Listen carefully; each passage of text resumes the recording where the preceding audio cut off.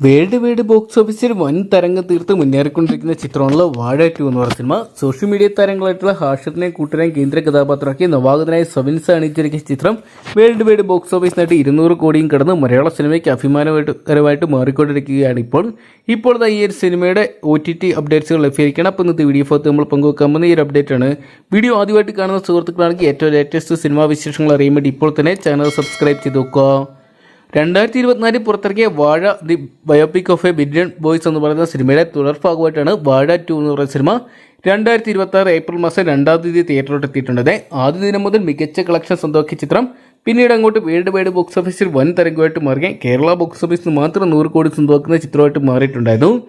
Social media താരങ്ങളായിട്ടുള്ള Hashir, Aran, Ajin, Vinayaka തുടങ്ങിയവരെ കേന്ദ്ര കഥാപാത്രമാക്കി നവാഗതനായി സബിൻസ ആയിരുന്നു ഈ സിനിമ ഡയറക്റ്റ് ചെയ്തിട്ടുണ്ടായത്. വിപിൻ ദാസ് ആയിരുന്നു ആദ്യ ഭാഗത്തെ പോലെ തന്നെ രണ്ടാം ഭാഗത്തിന് തിരക്കഥ രചിച്ചിട്ടുണ്ടായിരുന്നേ.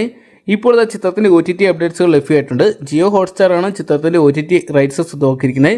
ചിത്രത്തിന്റെ OTT റിലീസ് എക്സ്പെക്ട് ഡേറ്റ് പുറത്തു വരുന്ന ജൂൺ മാസത്തിലാണെന്നാണ് ഇപ്പോൾ ഇത് അറിയാൻ സാധിക്കുന്നത്.